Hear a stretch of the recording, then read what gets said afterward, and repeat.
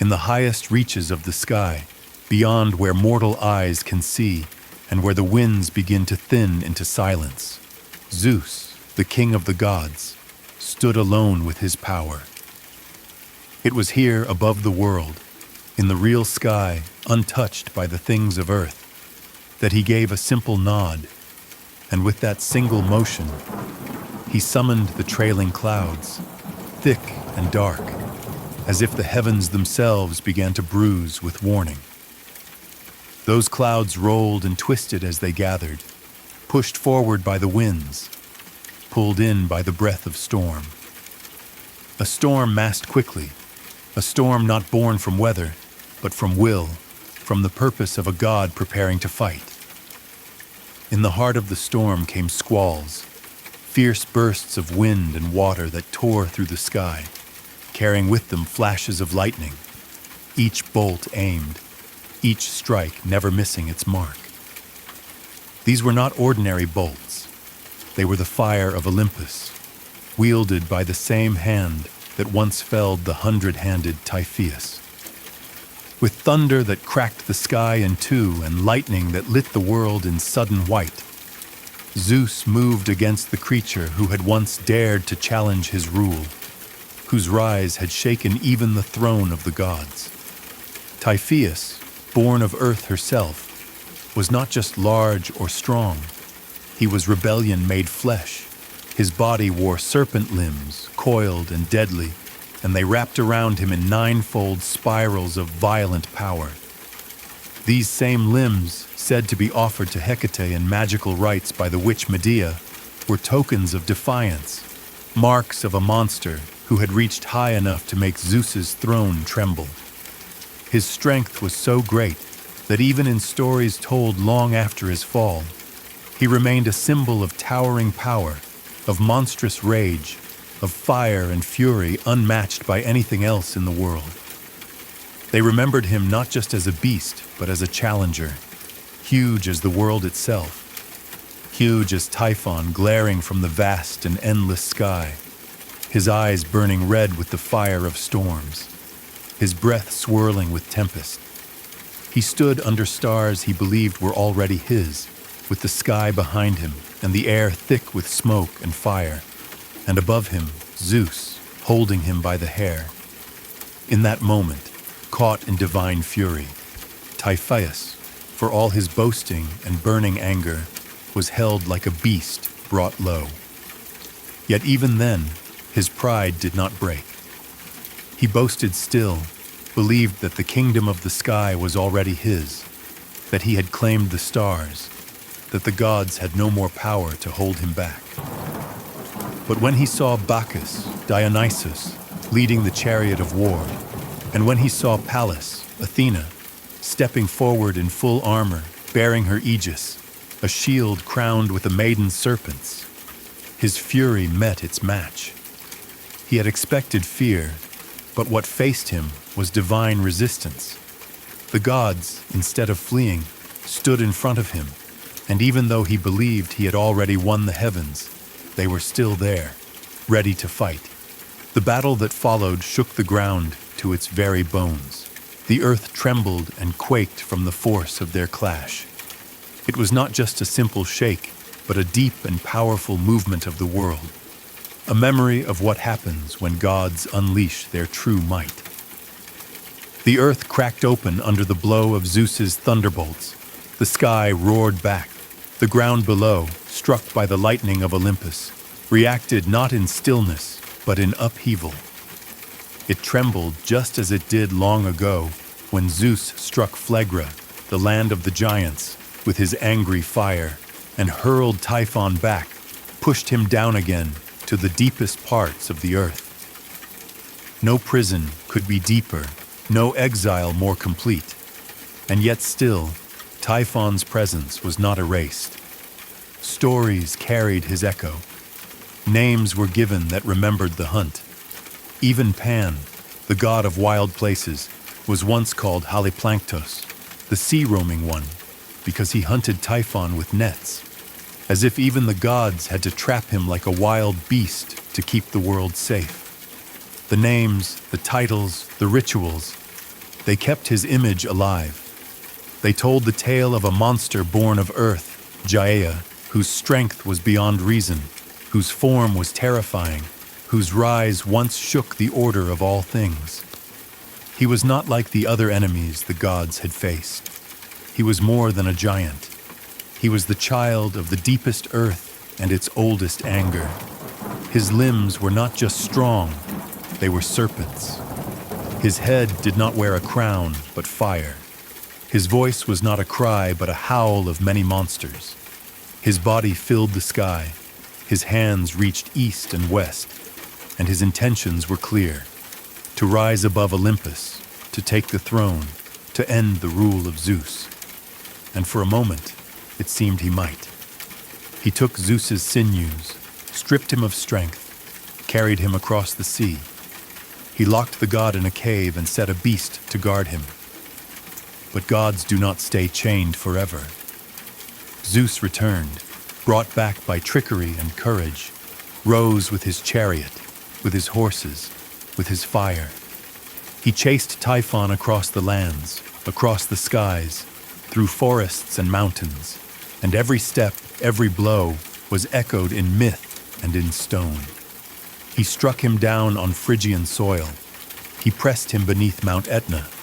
He drowned him in fire and pinned him with mountains. He hurled him so deep that only flame could speak for him. And yet, Typhon is not gone. He is fire beneath the mountain. He is smoke that rises without wind. He is thunder that sounds when the sky is clear. He is rage, sealed but still alive. He is the reason the mountain still burns, the reason the ground sometimes shakes, the reason the gods still carry lightning. In every telling, Typhoeus remains the ultimate test of divine power. He is the one who made the sky tremble, the one who made gods flee, the one who took fire and gave back fire in return. He was broken by lightning, yet remembered in storm. He was cast down by Zeus, yet he lives in the wrath of nature itself. His limbs may be gone, offered to witches and bound in spells, but his name still brings power. His blood still stains the cliffs. His fall is carved into the land. His roar is silent but not forgotten. Typhoeus is buried beneath rock, beneath story, beneath centuries, but his legacy burns with every bolt of lightning, with every volcano that glows red at night. He is the enemy that gods remember, the monster who dared, and the fire that never truly went out. Outlandish in appearance beyond all reason, Typhon stood as a living nightmare, his form beyond the limits of anything natural or known. From his towering body there grew countless heads, each hissing, snarling, or shrieking in its own strange voice, producing a chorus of chaos that filled the sky with unnatural sound. His many hands stretched wide and powerful, more than a dozen arms reaching outward like the branches of a twisted tree, each one strong enough to crush stone or rip apart mountains. Wings grew from his sides, wide and ragged, flapping with such force that they sent storms roaring across the land, the air churning under their motion. But even more terrifying was what emerged from below his waist, where there were no human legs, but instead massive coils of snakes, living serpents that writhed and coiled and snapped, their eyes glowing and their mouths dripping poison. His whole body was covered in wild, trembling energy, and from it came not just roars, but every kind of sound, howls like wolves, hissing like boiling water, deep bellows like 1,000 bulls, all crashing into the world with unbearable noise. No creature or god could resist him. His strength was unmatched, and his rage unrelenting. And then came the moment he had prepared for. The moment he felt the burning urge to rise higher, to overthrow the highest power, to take the rule of the sky from Zeus. With confidence and fury, Typhon rose against Olympus, and no god could hold their ground. As he surged forward in full attack, The gods, those mighty beings of Olympus, were overcome with fear, not one among them able to match his overwhelming strength. In absolute panic, they turned and fled, rushing to Egypt, a land far from Olympus, in hopes of escaping the monster's pursuit. All except Athena and Zeus, the goddess of wisdom and war, and the king of gods, remained. These two alone held their ground, while the others ran ahead, trying to disappear from Typhon's reach. But Typhon was not slow. He followed swiftly, tracking the scent of divine blood, his huge body tearing through land and sea in pursuit. He chased them across the sky, across the world, and in fear to avoid recognition, the gods used their powers to change shape, to become something other than themselves. In that desperate hour, Apollon took the form of a hawk, soaring into the skies in the shape of the bird known in Egypt as Horus. Hermes, the clever messenger, became an ibis, the sacred bird linked to the Egyptian god Thoth, whose wisdom could perhaps hide him from destruction. Ares, the god of war, became a fish, the Lepidotus, hiding in the river where claws and flame could not reach. Artemis, the huntress, transformed into a cat, sleek and silent like the goddess Bastet, watching from the shadows. Dionysos took the form of a goat, a creature known both for wildness and sacrifice, a symbol of the god Osiris, who knew death and rebirth. Heracles, the strong hero, shrank into a timid fawn, hiding in the forests with gentle steps. Hephaestus, the god of the forge, took the form of an ox, slow and steady, like Ptah, the craftsman of Egypt. Even Leto, mother of gods, became a tiny shrew mouse, the creature linked to the goddess Wajet, slipping through cracks in the earth, unnoticed. The gods became what they could, each one hiding in forms of animals, praying they might escape the monster's gaze. Yet Zeus, the king of heaven, did not hide. With thunder gathering around him, he prepared to strike, and when he hurled the thunderbolt, it struck Typhon with full force, the fire and rage of Olympus unleashed in a single burning flash. Typhon, scorched by the bolt, screamed as his body lit up in a blaze of fire. His skin blistered, his coils thrashed, and smoke rose from his heads. In pain and panic, he hurled himself toward the sea, diving into the waves to quench the fire that now consumed him. The sea hissed and steamed as his flame met water, but the fire of Zeus does not die so easily. Zeus did not stop. He pursued the monster, unrelenting, and found him again. Then, as the final act of power and judgment, Zeus lifted the greatest mountain in Sicily, Mount Aetna, or Etna, and brought it crashing down upon Typhon's body.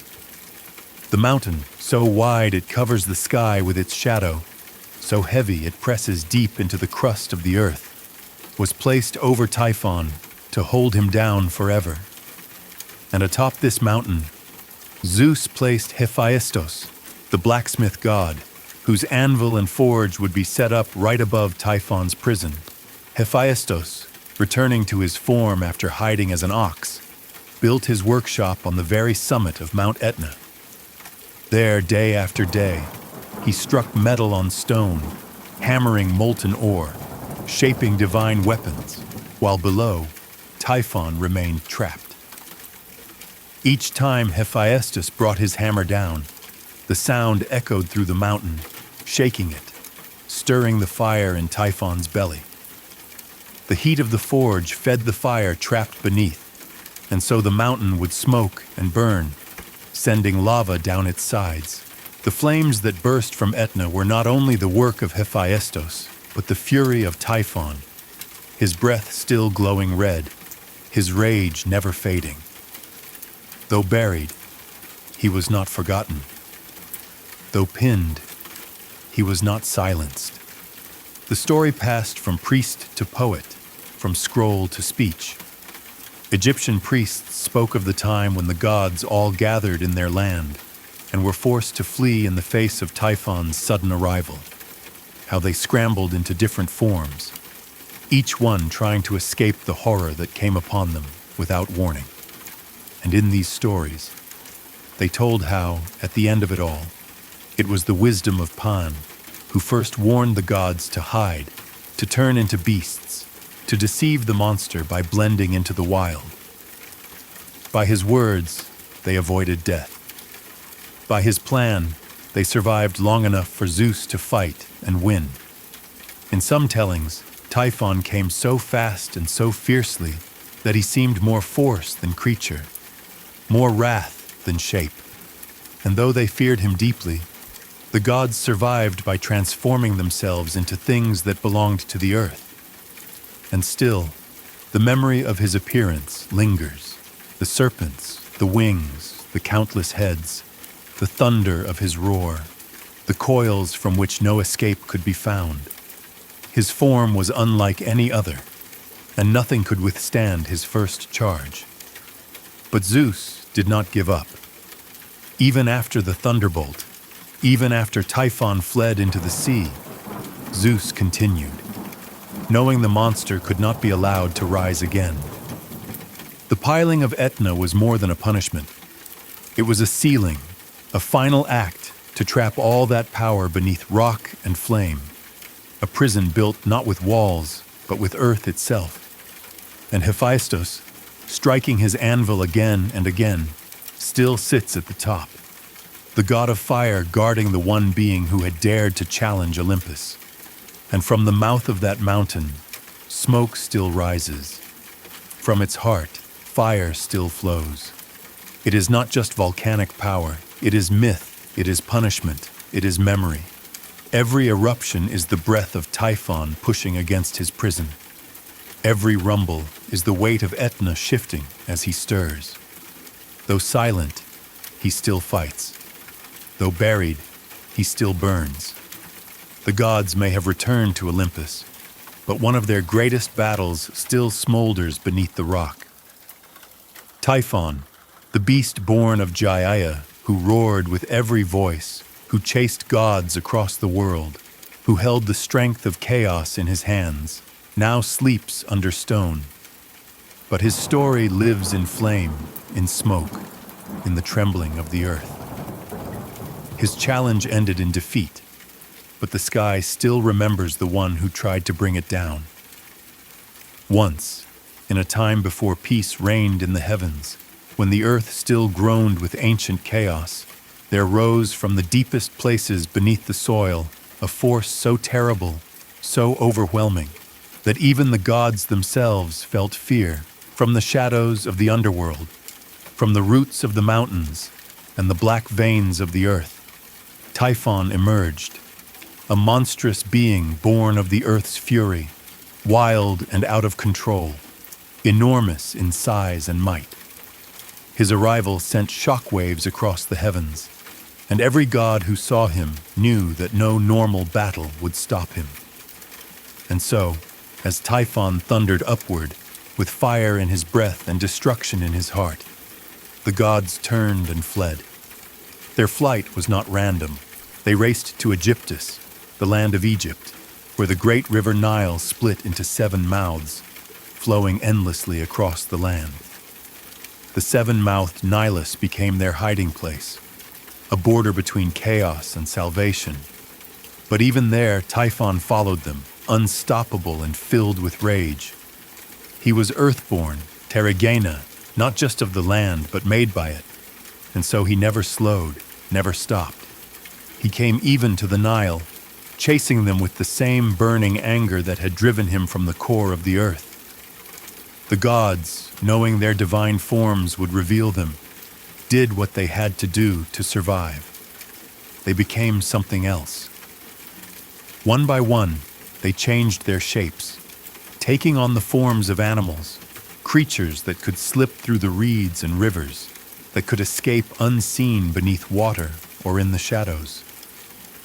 Hermes, the messenger god known for his cleverness and speed, transformed himself into an ibis, the long-beaked bird that walked through the riverbanks and was later worshipped in Egypt as Thoth.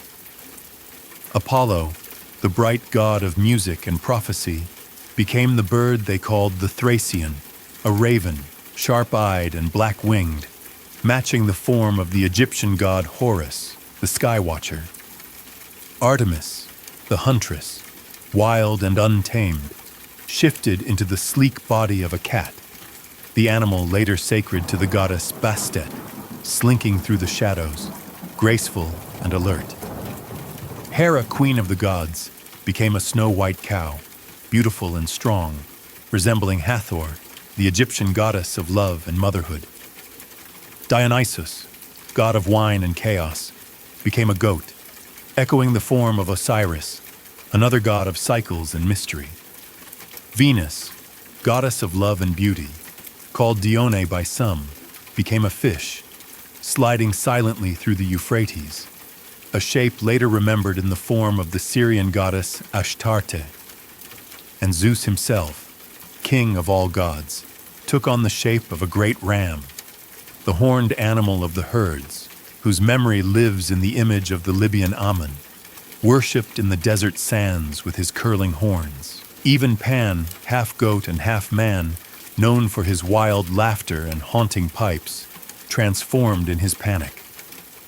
As Typhon neared, Pan leapt into a river, and in that moment changed only the lower part of his body into a fish, while the upper part remained a goat. It was a strange form, but it allowed him to vanish beneath the surface, swimming away from danger. This odd transformation later became the image of the creature known as Capricorn, half fish, half goat, a symbol born from fear and escape. All around, the gods used their power not to fight, but to flee, hiding their light in fur, feathers, scales, and horns, leaving behind Olympus for the muddy shores and hidden corners of Egypt. Even Cupid, the god of love and son of Venus, was not spared from this fear. As Typhon appeared near the river Euphrates, where Venus and her son had gone, the two of them jumped into the water without hesitation. In that instant, both became fishes, swimming away from the monster's approach. Their love for one another, their fear, and their escape became legend, so much so that even the stars remember it. The constellation Pisces, two fish bound together, is said to be a memory of their dive into the river, a sign forever marking the place where love swam to safety. Diognetus of Erythrae once told this story, that it was in Syria where it all happened, where danger came so fast that there was no time to think, only to change, to hide, to hope. In Ovid's telling, the fear is raw and real. The gods were not above terror. When Typhon came out of the earth, even their hearts shook. They turned their backs and ran, running from a force too strong to meet. The earth itself seemed to push him upward, and his wrath filled the sky like a storm that never ends. His footsteps were thunder, his breath was smoke, his eyes were full of hate for all that lived above him. And so, the gods ran to where they believed the earth might protect them, far from their thrones and temples, deep into the land of Egypt. But even there, Typhon followed, tireless, hunting them not for sport but to end their reign. And in the moment of greatest fear, transformation saved them. Every one of them became a new thing, a beast, a bird, a fish, a creature of instinct and hiding, of survival. They slipped into nature to escape the one who had risen from beneath it. Ovid wrote how Jupiter, Zeus himself, became a ram, the leader of herds, the sign later seen in the god Ammon of Libya. The connections between the Greek gods and the gods of Egypt grew from this shared moment of terror, this flight into the land of the Nile. Because of it, the Egyptians saw in each animal a god, and so they honored those animals, refused to harm them, for they believed each one once held a god in hiding. The ibis, the raven, the cat, the goat, the cow, the fish. Each became sacred, not just as symbols, but as shelters, as bodies that carried the divine away from danger. The gods owed their lives to the forms they took, and the people who came after honored those forms with temples and prayers. And in these memories, Typhon remains. He is the reason the gods fled, the reason they changed. He is the force behind the fish in the river, behind the cat in the home, behind the raven in the sky. His rage pushed gods into fear, and that fear changed the world.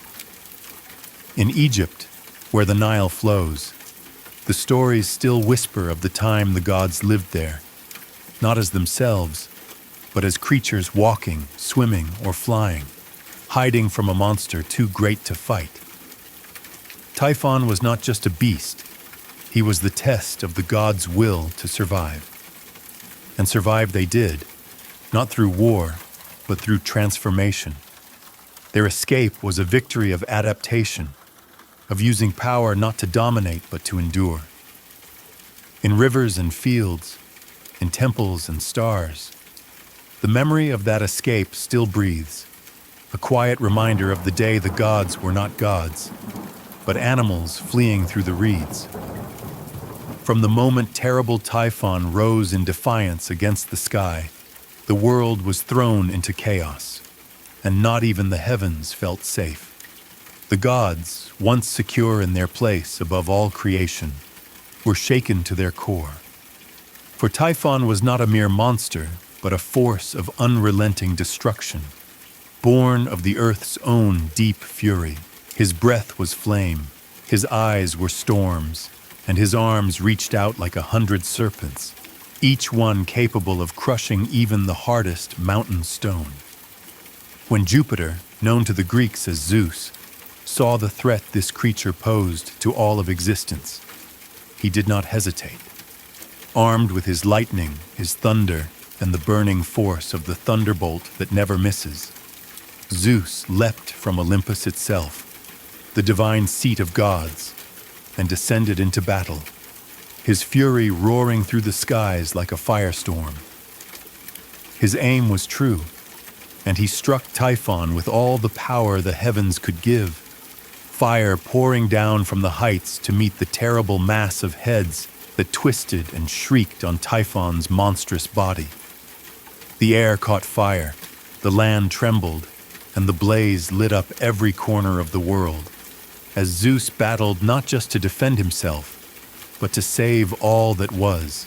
And as this battle raged in the heights elsewhere, far away by the river Euphrates, Venus, known in Greek as Aphrodite, had come with her son, tiny Cupidos, the god of love, called Eros by the Greeks. They sat by the edge of Palestine's stream, thinking themselves removed from the storm of battle. But even there, fear reached them. Venus paled as she felt the tremors in the ground, as if the very earth whispered of the war in the sky. Believing that a hostile army was fast approaching, she clutched her child close to her chest and cried out for help, calling upon the nymphs, the gentle spirits of nature, to rescue them, to save two gods from the coming terror. With no time to lose, she leapt into the water, and at once the twin fish emerged to guide and carry them, slipping beneath the current and bearing them away from danger. And so it is told that from this moment of flight, the fish came to represent that sacred rescue, and their image was written in the stars, a quiet reminder of fear and survival. But while some gods fled, Zeus continued the battle, his heart pounding with fury, his voice rumbling across the sky with every crash of thunder. He would not stop until Typhon was cast down forever. The battle reached its end when Zeus, full of rage, gathered all his power and struck the final blow, driving Typhon not just into the earth, but beyond it, into the vast darkness of Tartaros. This was no ordinary prison. Tartaros was deep beneath the world, a shadowy pit far below the surface, a place even the gods feared. There, in the storm pit of Tartaros, Typhon was thrown down, his 100 heads smoking from the fire, his body broken but not destroyed. Zeus hurled him into the darkness with the full weight of his wrath, sealing the monster beneath the layers of earth, in a place from which no being could return. But Typhon's defeat did not bring only silence. Even in chains, his influence continued. From his broken body, from the power of his breath and the weight of his being, came the fierce winds that tear across the earth. Not all winds, however, are born from him. The kind winds, Notos, the south wind, Boreas, the north, and Zephyros, the gentle west wind. These were God-sent, a blessing to mankind, carrying ships safely across the seas and cooling the summer's heat. But the others, those terrible raging winds that blow without warning, come from Typhon.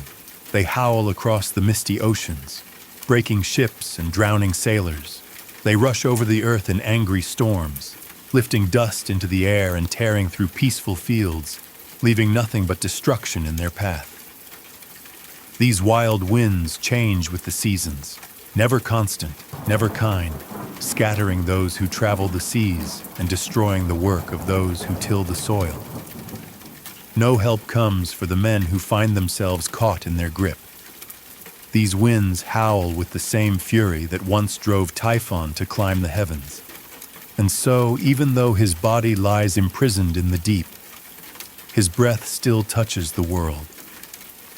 Pindar, the great poet, spoke of Typhon in the depths of Tartaros, lying beneath the black earth in that fearsome prison, his many heads long silenced, his strength buried. Yet even so, his presence remains.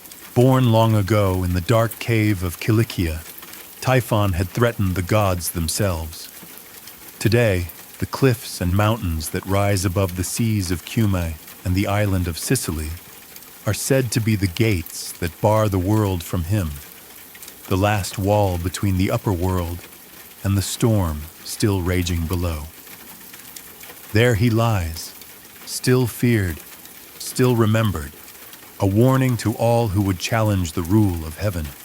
In ancient times, when sailors ventured across the seas, they feared not only storms, but the winds that could come from nowhere, the sudden blasts that pushed their ships into rocks or dragged them far off course. These were the winds of Typhon, his breath rising from the depths, a reminder that his fall did not end his story. Farmers who saw their fields ruined by sudden storms, who watched as dust filled the skies and crops were torn from the ground, they too saw the hand of Typhon in the ruin left behind. For though Zeus had won, though the monster was chained, the power that had once shaken Olympus still stirred below. And Zeus, though victorious, knew this. His lightning had burned through the skies, and his fury had driven Typhon into the earth. But victory did not mean peace. The world had changed. The heavens had shaken. The gods had known fear. And so the stories were told, not just of the battle, but of the escape, of the transformation, of the gods who had to flee and hide, of Venus clutching her child and leaping into the river, of the fish who carried them away. The heavens were marked with stars to remember. The winds were named to separate the good from the dangerous.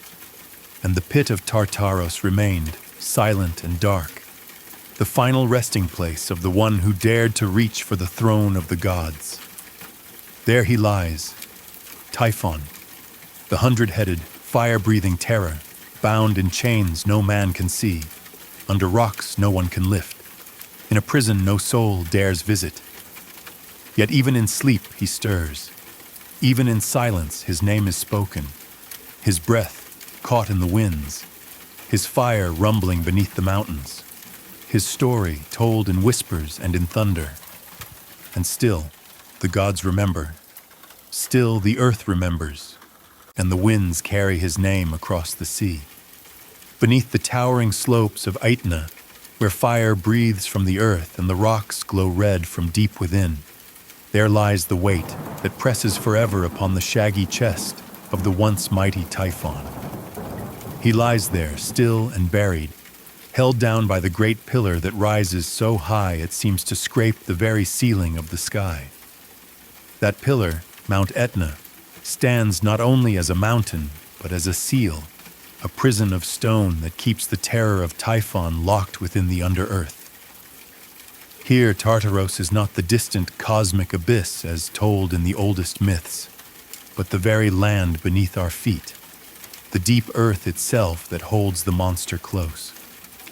Beneath that heavy weight, Typhon lies in silence, his roars muffled by centuries of lava and rock, his 100 hands and 100 heads tangled and bound, his strength no longer enough to lift the crushing mass above him. Still, the people who live near Etna say the fire that bursts from its summit, the rivers of lava that burn the land, are Typhon's fury, boiling forever beneath the world, too deep to be seen but never truly forgotten. And still, his legacy lingers even in the strange terrors of the underworld. In Aristophanes' old comedy, A Judge of the Dead, Iacchos speaks of the cruel punishments waiting in that shadowy land, naming the black rocks of the Styx and the blood-dripping cliffs of Acheron, and the monstrous forms that wait to tear apart the souls that wander there. Among those horrors is the 100-headed Echidna, perhaps Typhon himself, or perhaps his bride, another creature of rage and serpents and doom. The judge speaks of tearing entrails, bleeding kidneys, the cruel grip of gorgons, and the circling hounds of Cocytus, all suggesting that even in chains, Typhon's presence stains the land of the dead. It is a place not of rest, but of chaos and screaming, and the monsters that serve that chaos still echo the shape and terror of Typhon's form. Even when locked away, his very being gives shape to nightmare and fear, the outline of his body forming the shadows cast by the flames of the underworld. And not only below does his darkness stir. Above, too, his name is whispered by those who fear the storm. In Valerius Flaccus's tale, the Harpies, those wind sisters of hunger and filth, flee for their lives, chased by the avenging sons of the north wind. In their fear, they cry out to their father, Typhon, and in response he rises, not fully, not free, but enough. Enough to bring with him darkness that swallows sky and sea, a blackness that confuses up from down, day from night. In that dark mist, a voice is heard, distant yet booming, a sound like the crashing of storms and the deep growl of buried thunder.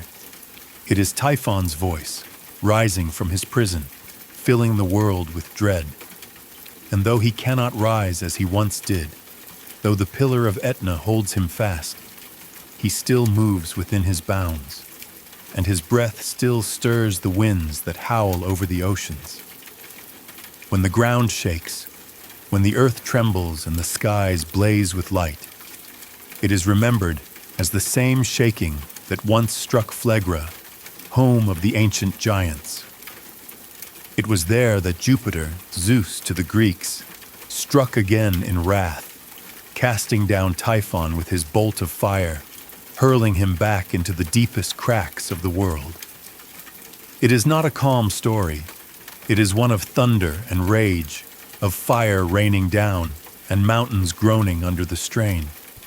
The world does not forget such battles, and the earth keeps scars from them. The tremors, the quakes, the storms, the wildfires, they are the signs that Typhon still turns beneath us, still breathes in the molten fire beneath Etna, still roars in his sleep. And so the ancients told that beneath the land of the Aramoi, the far-off people who lived beyond the river ocean, Typhon was imprisoned alongside Echidna, the serpent-bodied horror, his mate in terror. These Aramoi were a strange and shadowy people, said to live at the edges of the world where no man had traveled, in lands where the sun barely reached and the sea flowed in endless night. In these hidden places, it was believed that Typhon lay crushed and smoldering. Some called these people the Arimaspoi, one-eyed warriors who fought griffins for gold. Others named them the Chimeroi, people who lived in mist and darkness. But wherever the myths placed them, it was always far from the lands of men, in the forgotten corners of the world, that Typhon was said to be held. The idea was clear. The closer one came to the end of the earth, the closer one came to the prison of the most terrible creature that ever lived. Even now, when the winds howl without warning, when ships are swallowed by sudden tempests, when the ground splits and fire bursts from the hills, people remember Typhon. His defeat was not quiet, and his imprisonment is not perfect. Beneath the rock, under the mountain, past the smoke and fire, he waits. He waits not in death, but in silence. His breath makes the earth shake. His groaning turns the winds wild. His dreams fill the underworld with nightmares, and the fire that escapes from Etna's mouth, rivers of glowing stone, choking smoke, explosions that blacken the sky. That fire is not from the earth alone. It is Typhon's fury, bubbling up in flashes, a warning, a memory, a promise. The gods may have won. Zeus may have cast him down. But the world was changed. The skies still bear the wounds of that war. The rivers still remember the gods fleeing in fear. The stars still shine with the forms of animals the gods became. And the earth still holds within it the greatest threat it has ever known. No cage, no rock, no fire, no darkness can fully erase the power that Typhon once unleashed. He was born of the earth's rage, shaped by the ancient fury of chaos. And even when buried, he remains a symbol of what lies beneath order, a force too wild to tame, too strong to forget. And so we look to the mountains and wonder. We watch the winds and listen. We feel the shaking ground and remember. Typhon lies crushed beneath Etna, his shaggy chest pressed flat, his mouths silenced by molten stone, his 100 hands broken and bound. The gods sit in peace, Olympus calm once more. But beneath it all, under the mountain, deep in the earth, still in Tartaros, the storm waits, the fire waits, the voice waits. And every now and then, the mountain rumbles, the winds scream, the seas rise, and the world remembers Typhon. Some said that Typhon, the most fearsome monster ever born of earth, lay buried in a land hidden beneath shadow and cold, a place lost in mist and night where the light of the sun never reached, where silence ruled and only echoes of the ancient past could be heard. This place, feared and unknown, was spoken of in myths as the land of the Arimoi. It was here, they said, where the earth itself groaned under the weight of the buried creature, where the very ground echoed with the thunder of Zeus, as if still remembering the rage of battle. The poets and storytellers of old knew this place well in tale, though no man had seen it, for it was not a place for mortals to walk. Homer, in his mighty Iliad, told of the noise beneath the feet of the warriors, like the rumble Zeus once brought when he struck the earth around Typhoeus, in that very same land of the Arimoi. Typhoeus, or Typhon, lay there defeated, unmoving, sealed into the land like a wound hidden beneath a scab. Hesiod, the old singer of gods and monsters, told of Echidna, the mate of Typhon, a terrible she-creature with a face of a woman, but the body of a coiling snake, who lived beneath a hollow rock, far from gods and mortals alike. Her home, too, was placed in the land of the Arimoi, under the earth, hidden from all eyes. She dwelled there forever, undying and ageless. guarding that dark place with her monstrous form. And so both Typhon and Echidna, the parents of so many monsters, were bound in a land beyond reach, a land buried in the stories of poets, far from the bright world above. Even Odysseus, the most cunning of all men, sailed his ship to the edges of the world, to the river Okeanos, where the water curled endlessly and the sky met the sea in a dark embrace. There he came to the lands of the Chimeroi, a people who lived in shadows, beneath mist and eternal cloud, in a place where the sun had never shone. In this place the world was always dim, always hushed, always cold. There was no dawn and no dusk, only the long sleep of night. Here Odysseus found the mouth of the underworld, where the rivers Acheron and Styx ran, where the dead wandered without end. Some believed this land of the Chimeroi to be the same as the land of the Aramoi, or at least a part of it, for both were places of darkness and fear, where even the gods stepped lightly. The very air of this place was thick with the weight of ancient curses, and the earth seemed to groan under the strain of what lay beneath it. The geographer Strabo, a man of learning who traveled and read the works of many before him, spoke of this land as well. He noted that many poets had tried to place the Aramoi in real lands, the burning fields of Cilicia, the jagged mountains of Syria, the ash-covered plains of Lydia, each one perhaps carrying a memory, a shadow, of the land where Typhon was said to be bound. He connected their stories to real places, though none could say for sure where the truth lay.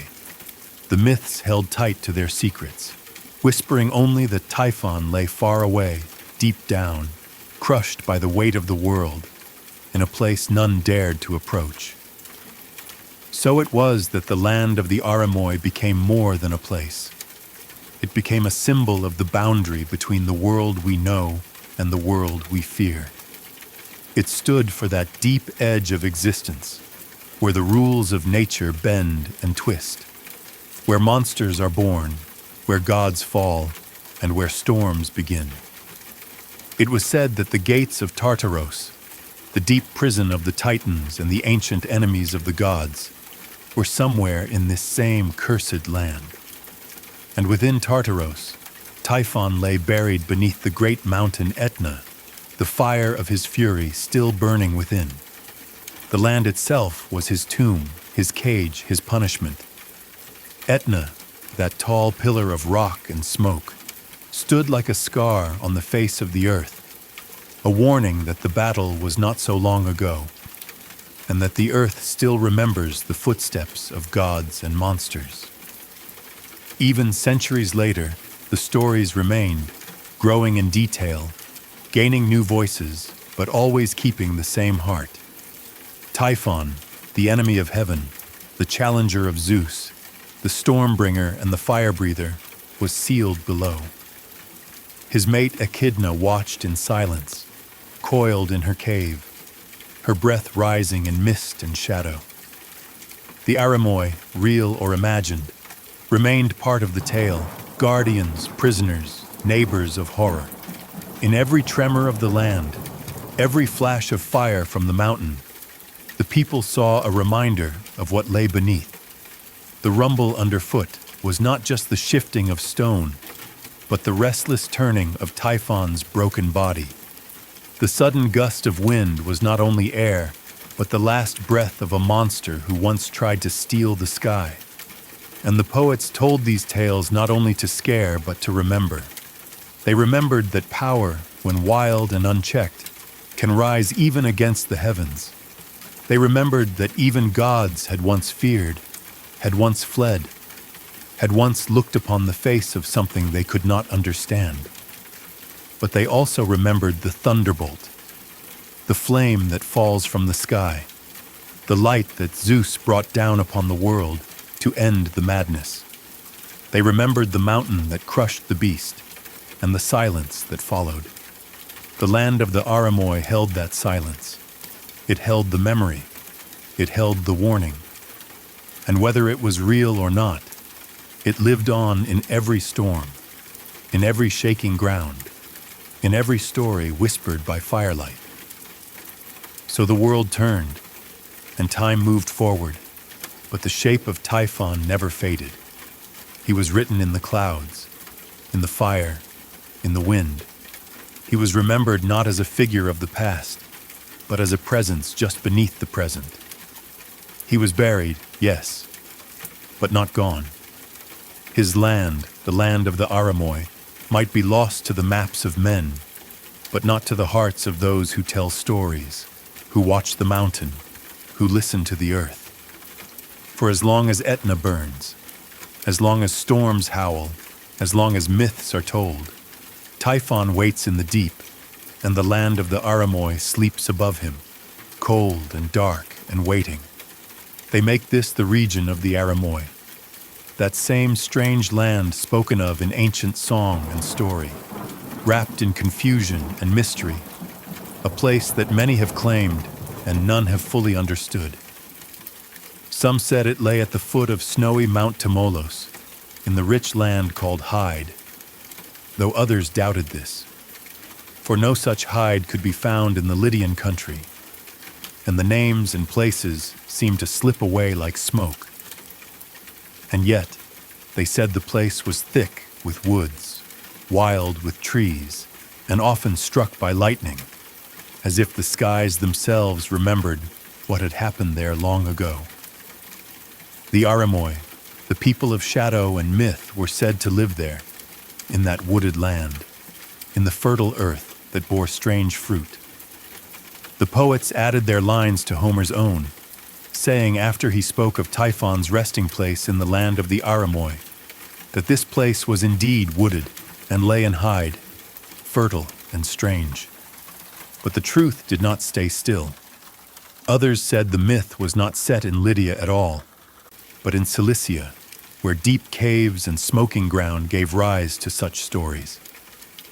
Still others pointed to Syria, where old cities lay like bones beneath the dust, or to the Pithecusae Islands off Italy, volcanic and treacherous, where some said the name Aramoi came not from a people at all, but from a word for apes, a strange twist of language and tale.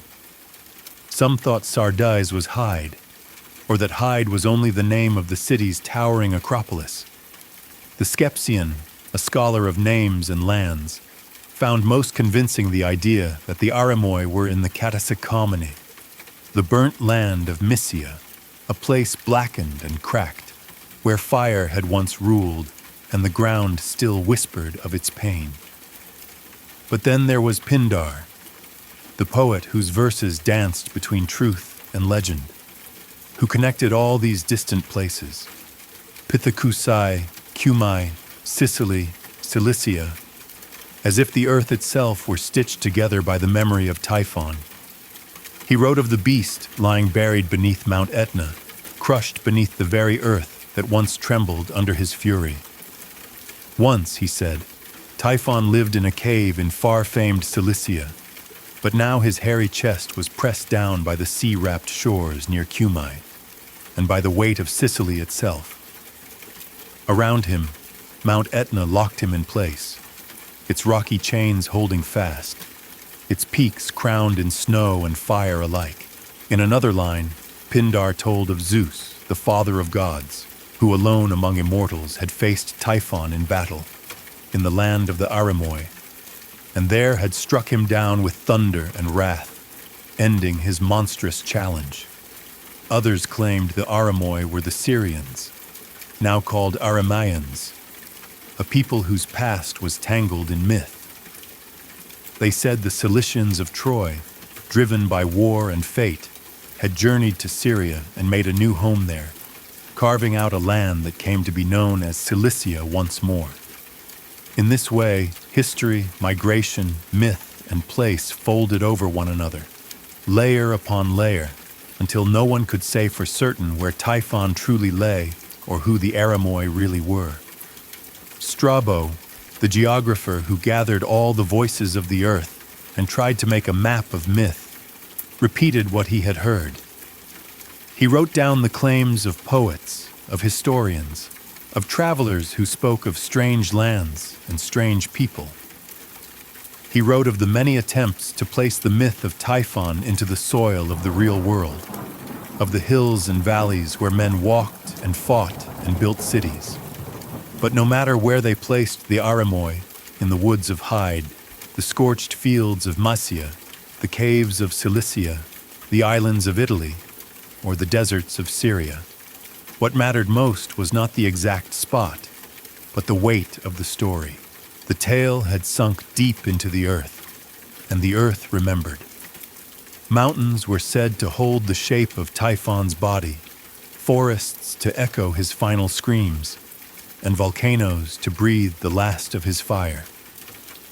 When the ground shook, people did not speak of plates or faults or pressure, but of the monster below, stirring, dreaming, twitching in his endless sleep. And so the land of the Aramoi became a question with no answer, a place both everywhere and nowhere, stitched into the world through words. It was not just a location, it was a symbol of buried power, of ancient danger, of the thin line between the world of gods and the world of monsters. It was the last trace of a fight that had shaped the heavens and the earth, a fight that still lingered in the trembling ground, the sudden storm, the distant roar of fire beneath stone. Even as scholars tried to fix it on a map, the myth slipped away, folding itself back into the shadows where it had come from. It lived not in one land, but in the fear that the land might one day split open again, and something old and angry might rise. Whether in the woods of Hyde or the volcanic shores of Pithecusae, whether under the snows of Etna or the deserts of Syria, the land of the Aramoi held the memory of Typhon. And in that memory, the earth itself waited. Ume from the very nature of fire itself, which changes the ground it touches. In this country of Titanomachy, the burnt-up land, the soil bears the scars of long-dead flame, of eruptions that scorched and seared and shaped the land, until all that was left was blackened rock and a surface layered in ash. And yet, in this harsh and blasted landscape, vines grow, vines that produce a wine unlike any other, a wine called Titanomachy, famous across the regions for its rich taste, despite or perhaps because of the earth's ancient wounds. This strange balance of fire and fruitfulness gave rise to thoughts, to myths, to stories passed from mouth to mouth and written in careful script, whispering that this was the place, this ash-dark place, where the giant Typhon had once fought with Zeus, and where he had finally fallen. The land seemed to remember something. There were pits, deep and wide, 3 of them, placed apart at the strange measured distance of 40 stadia each. They were called bellows, as if the land itself once breathed fire through them, coughing out molten fury from the depths below. And above them stood sharp and broken hills, jagged like the broken back of some beast buried in the dirt. The people looked at these hills and believed they had been created not by time alone, but by sudden blasts from deep within the world, as if some great creature had raged in its death throes and hurled the land into the sky. It was in these jagged places, among ash and vine, that the story of Typhon was laid. Some said he was buried here, crushed under the rocks that once flew out of the mouth of the earth. Some said the burns on the land were the result of Zeus's thunderbolts, searing down from the sky in a storm of divine anger.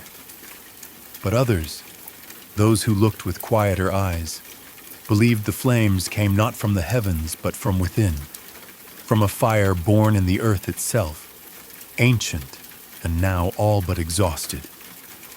They believed the fire had once raged up through the cracks and crevices, devouring everything it touched, until it was spent and had nothing more to give. But though the fire no longer rose, its echo remained. The soil was marked, the air still carried faint traces of sulfur, and the lakes in the region, some of them broad and still like small seas, gave off a foul smell, thick and heavy, as if something beneath the surface had never quite died.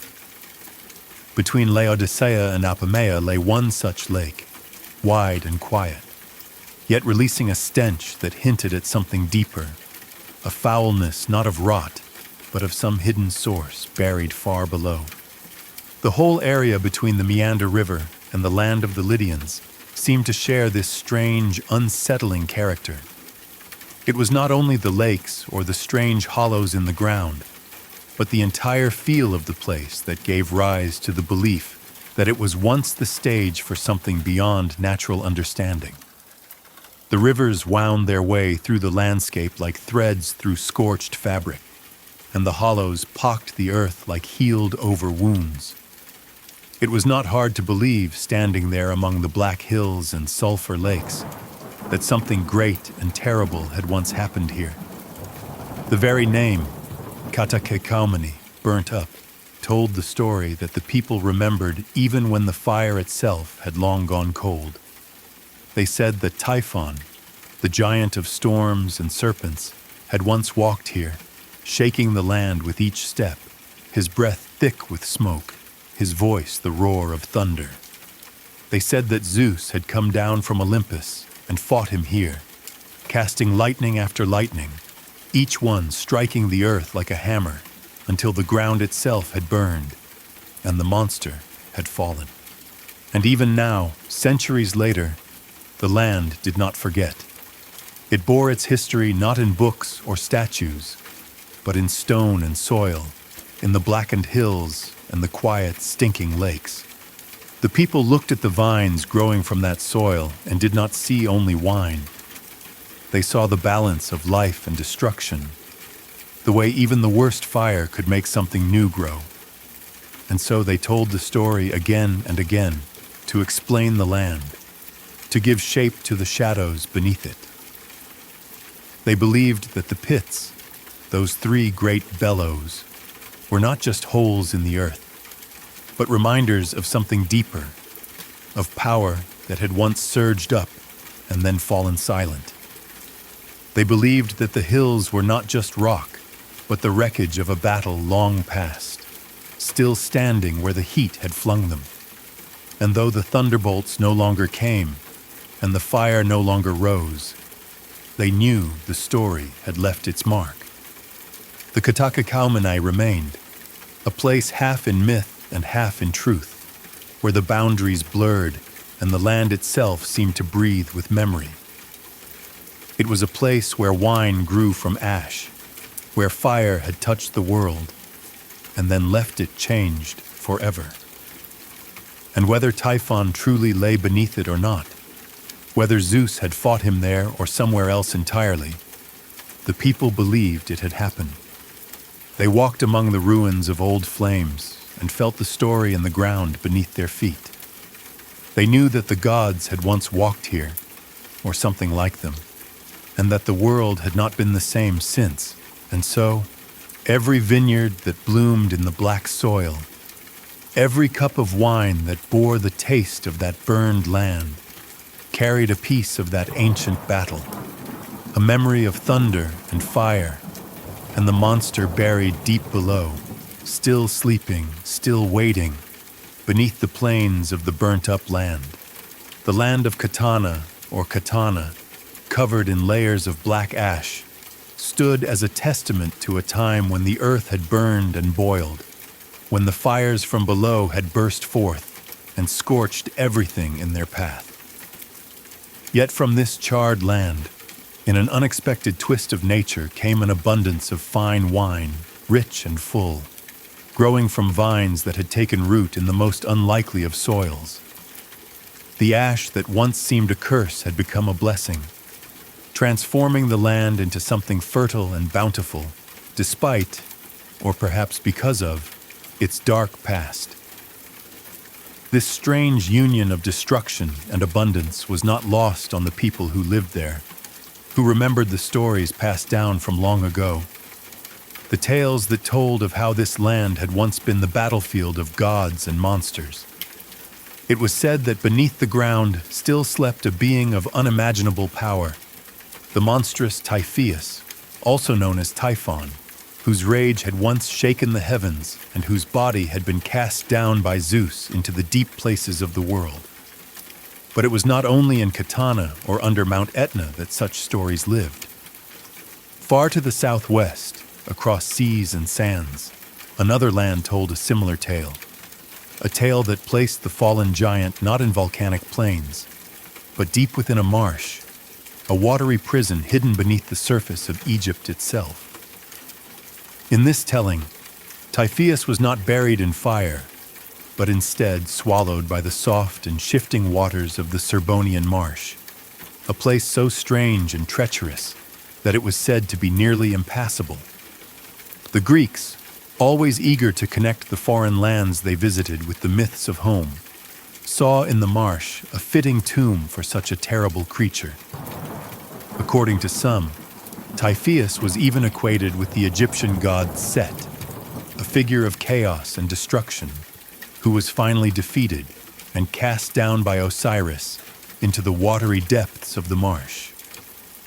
The Greeks, seeing these foreign gods through the lens of their own stories, wove the myth of Typhoeus into the geography of Egypt, saying that here too he had left his mark.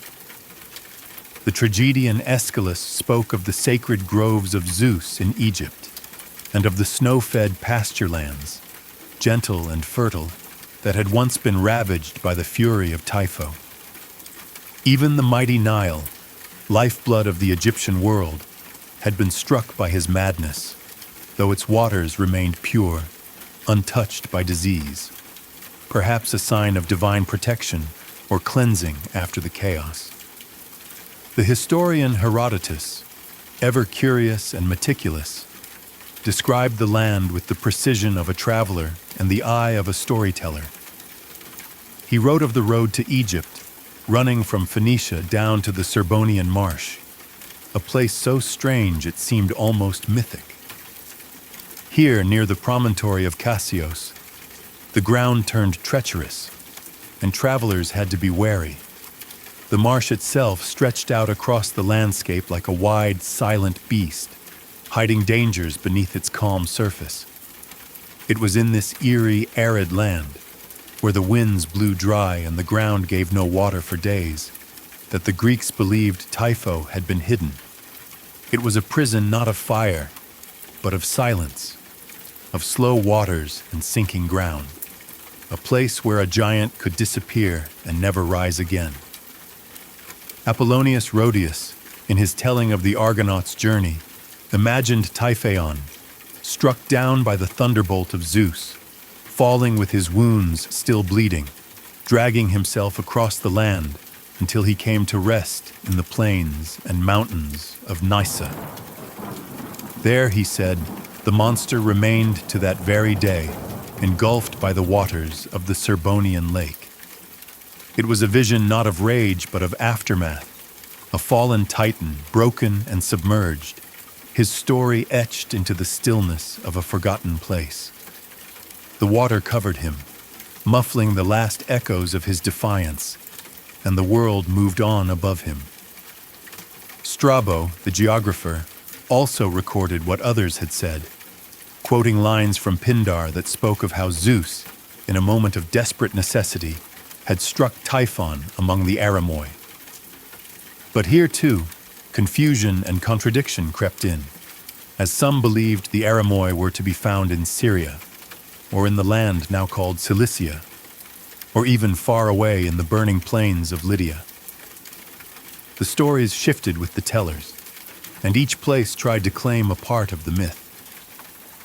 Yet among all these versions, the Serbonian marsh remained a powerful symbol, a place where the earth swallowed monsters, where gods fought battles that shaped the land, and where the water whispered of things long buried. To the Greeks, the marsh was more than just a body of water. It was a liminal space, a borderland between the known and the unknown. They imagined it as a place that could hold a creature like Typhoeus, whose strength had once threatened Olympus itself. They believed that the boggy ground, always shifting and never firm, could trap even the largest of beings, locking him in a watery grave where he could do no further harm. And though no fire erupted from the marsh, and no thunderbolts lit the sky, the place carried a heavy stillness, as if something enormous lay just below the surface, breathing slowly, waiting. The land around the marsh bore signs of its strange nature. The air was dry and harsh, the territory wide and empty, taking 3 days just to cross. There were no cities here, no great monuments or bustling ports, only the silence of the desert wind and the shifting wetness of the marsh. This was the edge of Egypt, where myth and geography merged, where the stories of the gods found their footing in the sands and waters of the real world. And in the quiet corners of that land, where the Nile no longer reached and the sun burned without mercy, the memory of Typhoeus endured, not in fire and stone, but in water and mud, in the story of a beast brought low and buried deep, where the world could forget him but never quite erase him. So the myth stretched from the fiery peaks of Etna to the cold waters of the marsh, from the blackened plains of Katana to the dry roads of Phoenicia, binding together lands that otherwise shared little. It made sense of strange landscapes and gave purpose to the unsettling features of the earth. The Greeks saw in volcanoes and bogs not just natural phenomena, but remnants of war between gods and monsters, scars left by a struggle that shook the heavens. And whether it was in the wine of Katana or the silence of the Serbonian lake, they found echoes of that ancient fight, still shaping the world they knew. Shall burst forth rivers of fire, with savage jaws devouring the level fields of Sicily, Sicily, land of fair fruit. Such boiling rage shall Typhon, although charred by the blazing lightning of Zeus, send spouting forth with hot jets of appalling, fire-breathing surge. The monster who once dared to rise up against the gods now lies broken, stretched out beneath the heavy weight of Etna, the mountain that covers him like a tomb of stone. Long ago, in the famed Cilician cave, he had been born, and from there he had grown, growing not only in size but in defiance, in strength, in fury. But the day came when Zeus could no longer allow such a threat to rise. So he struck, and the skies answered, and fire fell upon Typhon like judgment. He was defeated not by swords or spears, but by thunder, by lightning, by the sheer force of the heavens. And where once he stood tall, with 100 roaring heads, now he lies crushed, buried under rock and snow and time itself. But his defeat is not silence, for the mountain that pins him down is never still. Even now, Etna burns from deep within. Her peaks, capped in snow, are only the surface, the quiet mask of a roaring fury underneath. Through the veins of the mountain, Typhon's breath is said to rise. The smoke, the fire, the lava. These are the signs that though defeated, the monster beneath still stirs. In the day, the black smoke rolls down her sides. In the night, the red rivers glow, the rocks tumble, the fire hisses, and those who live nearby watch with both fear and awe, remembering the stories of the beast below. He lies across the flat plain, his body bound between the edges of the blackened land, and his back torn open by the rough bed of stone on which he must lie forever. Aeschylus tells of this fate, of the moment when Typhon's strength was blasted from him, when the might of Zeus turned his furious charge into helpless collapse. Now he is a hulk, a wreck of what once was a creature of storm and fury. He is not dead, but contained. And that is perhaps worse. He lies helpless, not because he lacks power, but because that power has been sealed away, smothered under layers of mountain and molten rock, locked beneath Aetna's summit, where Hephaestus, god of fire and forge, strikes his hammer and shapes the world. It is there that the heat never ceases, the fire never fades, and the black rivers flow from Typhon's broken form. Pindar, too, writes of this being, of this creature whose breath fuels the fire of Aetna. He speaks of how Typhon's 100 heads now lie silent, pressed down beneath the cliffs of Cumae and the land of Sicily.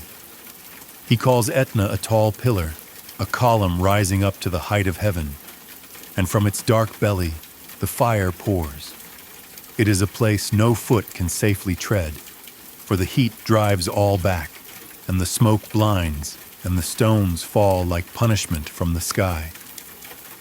Those who have seen it tell stories, and those who hear the stories marvel, for this is no ordinary fire. It is the living breath of a beast that should not still breathe, yet somehow does. From beneath the black leaves of the mountain, from the hidden wounds of the earth, the monster sends out warnings of his presence, not in words, but in flames.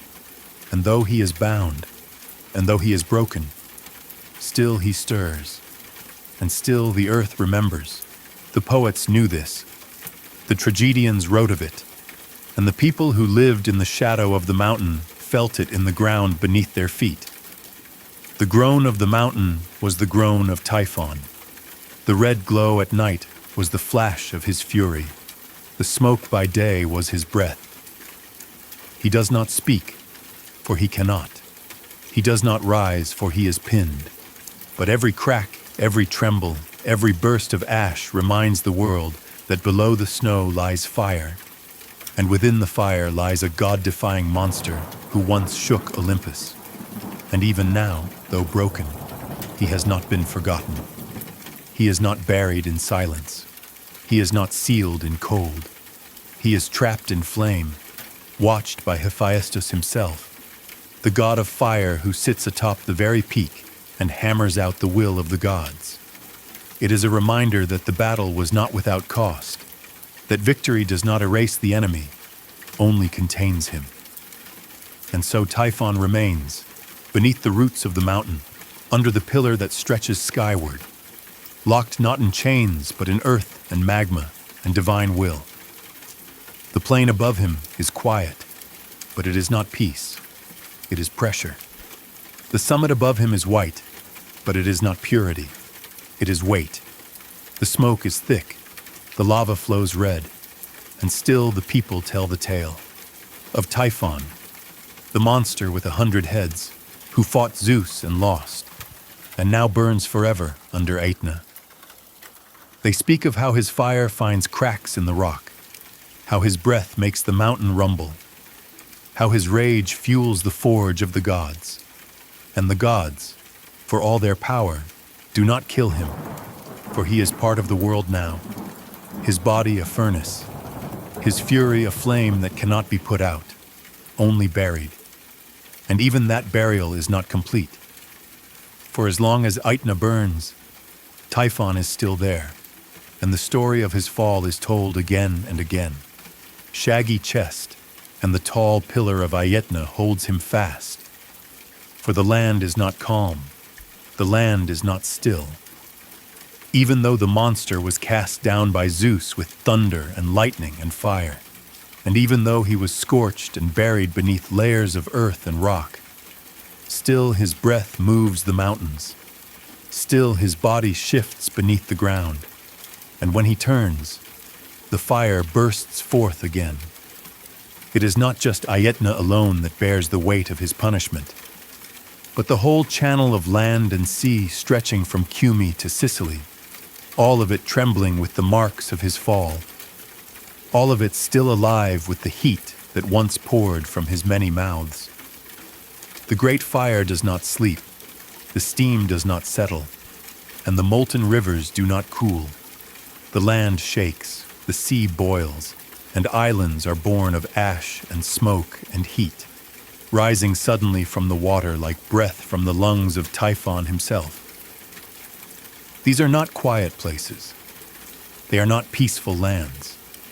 The air smells of sulfur, the ground cracks and hisses, the sky sometimes turns black with the clouds of eruption. The people who live near these places know the stories.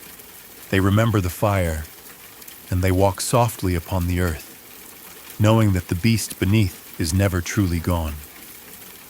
Pindar's words carry weight because he looked not only at the stories, but at the land, and saw how the two fit together, how myth and nature intertwined to tell the same tale of the fallen Typhon.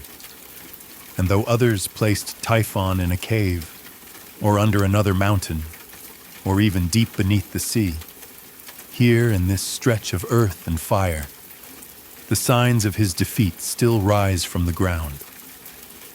Etna remains the tallest, the most feared, the most violent of these places, her peak covered in snow but her heart burning with the fury of a god-struck beast. And when she erupts, the people say Typhon has turned in his sleep, and the chains of fire that bind him grow hot again. Lycophron too spoke of the land of Sicily, calling it the place that crushed the backs of the giants and broke the fierce form of Typhon. He saw it as an island not of peace, but of boiling flame, the final resting place of a creature whose very presence still changes the world. For when the mountains bleed fire and the seas churn with heat, it is not mere coincidence. It is memory. It is the deep, hidden motion of something vast and angry beneath the surface, trying still to rise, but always held back by the weight of the earth and the power of Zeus. And in that weight, there is both punishment and balance, both silence and threat. Strabo added to this vision by pointing to the geography itself, to the line of volcanic land that runs like a scar across the map, from Naples and Baiae to the Lipari Islands and down to Sicily. He noted the earthquakes, the fire, the steaming waters, and he saw how all of these places shared a single root deep in the earth. He did not speak only of myth, but of how the land itself seemed to echo that myth, how the trembling of the ground and the bursts of fire were not random, but part of something larger, something ancient. And so the myth of Typhon was more than a story. It was a way to explain the fire that never stopped burning, the smoke that never truly cleared, the rumbling that never fully ended.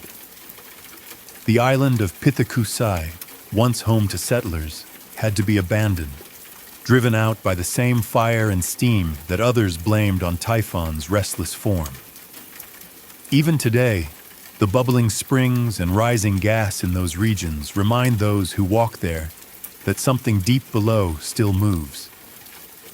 The ancient writers did not know the science of magma and tectonic plates, but they saw the signs and understood them through the story of a god-struck monster, buried but not destroyed, charred but not erased, his body now part of the earth itself.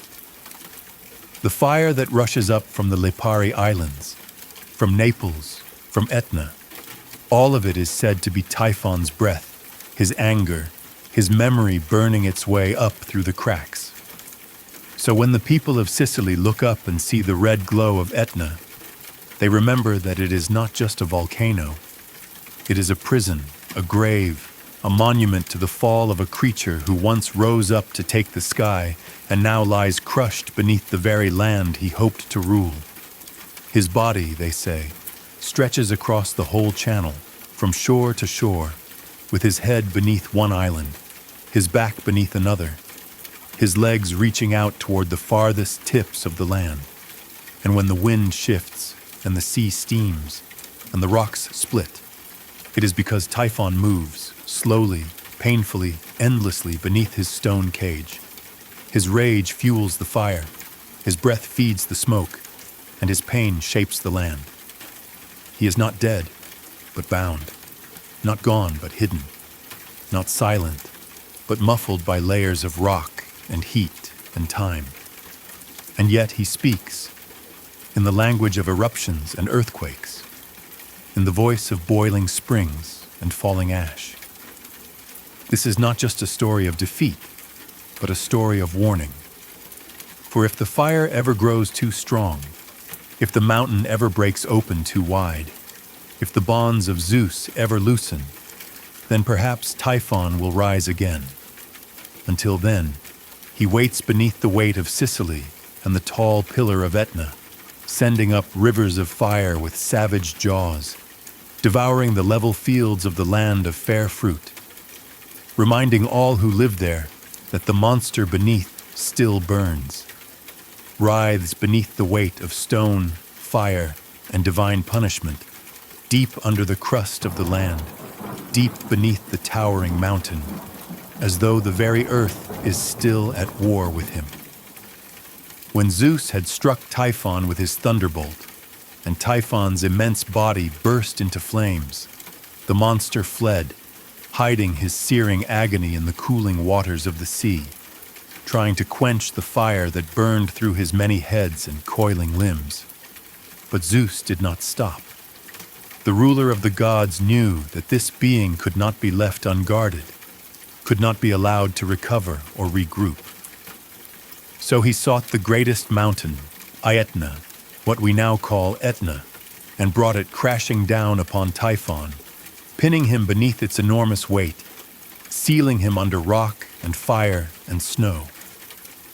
But even that was not enough, for beneath the mountain, Typhon still shifted, still smoldered, still breathed rage. And so Zeus appointed Hephaestus, the smith of the gods, to serve as warden. Upon the peak, amid clouds of ash and streaks of lightning, Hephaestus set up his forge, laying down his anvils on the very neck of Typhon. And there he labors, striking red-hot metal, shaping glowing blooms, his hammer echoing the struggle below. The clang of iron is the sound of divine restraint, holding the beast in place, keeping the monster subdued, with the weight not just of stone but of fire and purpose. In the visions passed down through time, in the old paintings that captured myth in color and shape, artists imagined the island as more than land. It was a prison. The whole island trembled with fire underfoot, the ground restless, the air stained with heat. They painted not calm hills but blazing slopes, not quiet shores but molten rivers that flowed from the center like veins of a living, suffering creature. Beneath this island, they imagined, lay Typhon, or perhaps Enceladus, another of the earthborn giants, both thrown down in fury, both buried beneath lands that never truly slept. Fire worked its way into tunnels and cavities underground, and from these hidden spaces it broke free, rising in fierce torrents, rivers of fire billowing toward the sea, as if the monster below exhaled flame with every pain-filled breath. These eruptions were not just nature to the ancient mind. They were Typhon's struggle, his refusal to surrender, his eternal battle to rise again. The ground rumbled as his limbs twisted, the sky darkened as his anger rose. Even the thunderbolts hurled from the mountaintop, captured in the painted scenes, were imagined not as finished weapons of war, but as ongoing attacks. Zeus still hurling lightning into the earth to keep the beast subdued. The contest had not ended. It simply went on in a different form, stretched across centuries and woven into the fabric of the land. For the people who lived nearby, the myth was not distant. It was not a tale locked in books or echoing only in song. It was alive in the trembling of the soil, in the sudden roar from beneath, in the fire that appeared without warning and poured down slopes that once seemed peaceful. The mountain was never still, and so they believed Typhon was never truly dead. He was pinned, but not silent, dying, but not gone. His body stretched wide beneath the island, his form massive enough that the whole land trembled under its weight. His breath, they believed, filled the hollows of the earth with heat.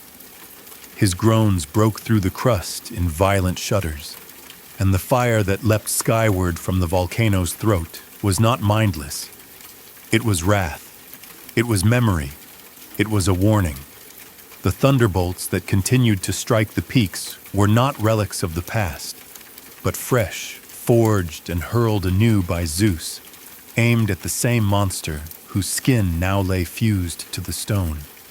And beneath it all, Typhon still moved, slowly, bitterly, refusing to rest.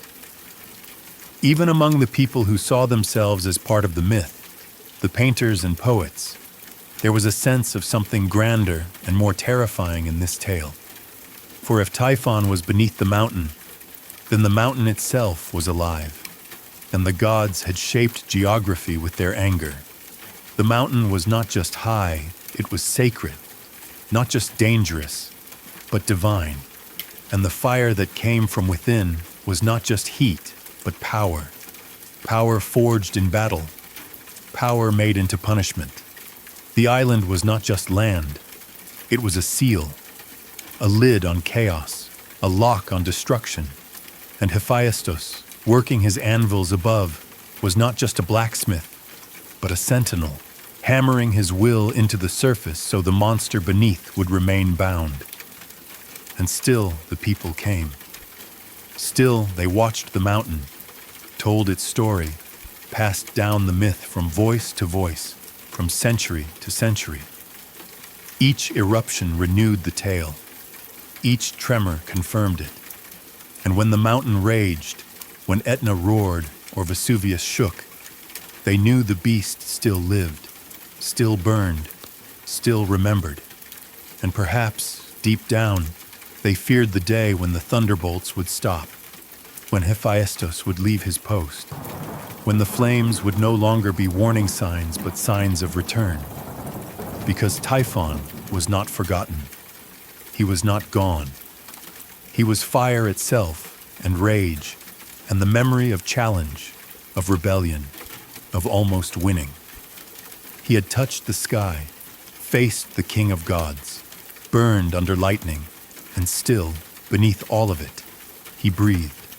And they felt that breath in the land, in the rumble of the ground, in the smoke that climbed skyward, in the rivers of lava that carved through the fields. The myth had shape, and that shape was the mountain. The myth had voice, and that voice was the roar of the volcano. The myth had a heart, and that heart still burned beneath the stone, beneath the snow, beneath the eternal watch of the heavens. Typhon, the monster of many heads, the child of the earth, the challenger of Zeus, was not just a figure in a tale.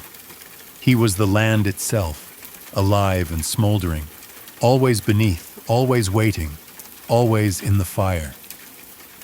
From this, it is said to this day that the fires and smoke rising from Mount Etna are not simply caused by the natural workings of the earth, but are the visible signs of the great monster Typhon still suffering beneath the weight of the mountain, still breathing, still groaning in pain as the fire inside him burns endlessly and the heat of his rage escapes in bursts of molten rock and ash that light up the sky and shake the land below.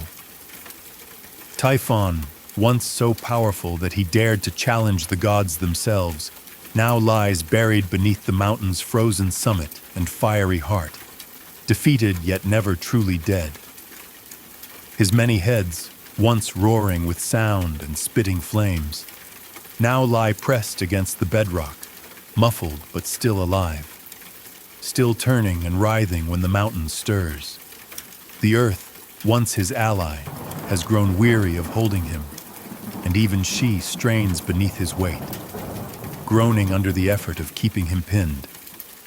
And though he is buried under the stone, he still trusts that the earth may one day shift, may one day move enough for him to rise again. But the sea god Poseidon, master of the lands and waters, does not allow her to rest, and he keeps the earth in motion, shaking it and spreading a mist over the land, hiding Typhon's struggle, making it seem like nothing more than a story from the past, a memory of old battles long finished, even as the signs of that ancient conflict continue in the trembling of the ground and the hiss of steam escaping from deep below. In the city of Katana, at the foot of Mount Etna, the people tell the story as if it happened only yesterday. They speak of how the monster is bound there still, and of how the fire they see rising is the breath of Typhon, still angry, still burning with fury at his defeat. The smoke is not just smoke, they say. It is his sigh, a bitter exhale from lungs that once shook the skies. The flame is not just flame, but pain bursting from his chest each time he tries to lift the weight of the mountain.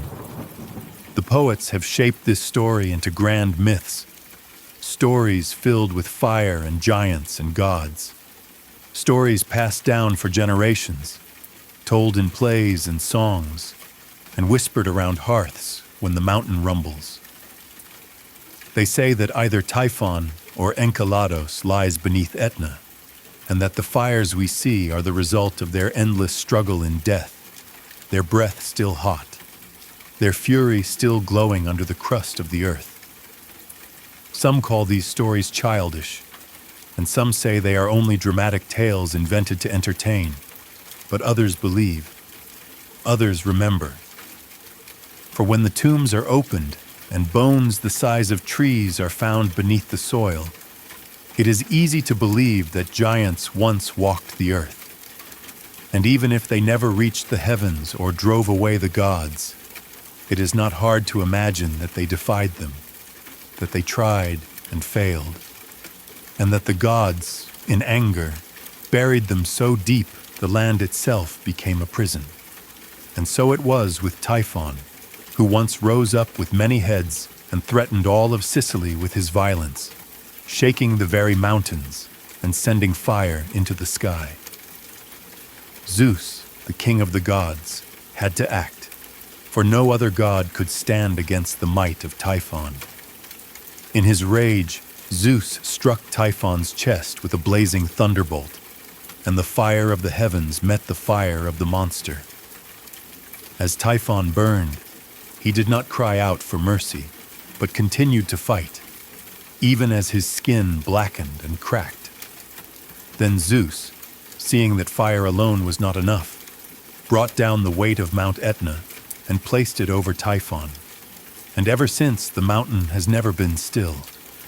Even now it rumbles, and from its peak, flames and smoke still rise, pouring out into the sky and down the slopes, reminding all who see it of the power once held by the monster below. The mountain is a tomb, a battlefield, and a warning, all at once. It holds within it the heat of old war, the bones of a fallen titan, and the promise that no matter how deep the gods bury their enemies, the earth never forgets. And though the myths may vary, some say it was Typhon, some say Enceladus, some say another, it is always the same image, a giant body pinned beneath the earth, struggling still, sending up fire in place of screams. The people who live nearby do not need books to tell them what the mountain is. They see it. They feel it. When the ground shakes and the sky darkens with ash, when the rivers of lava flow like veins through the land, they know the giant below has turned in his sleep. They know the battle is not over. For even though the gods may have won, even though Zeus sits high upon Olympus and the monsters lie broken and buried, the fire inside them remains.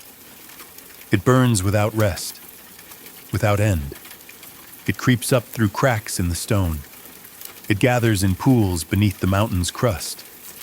It explodes when the pressure is too much.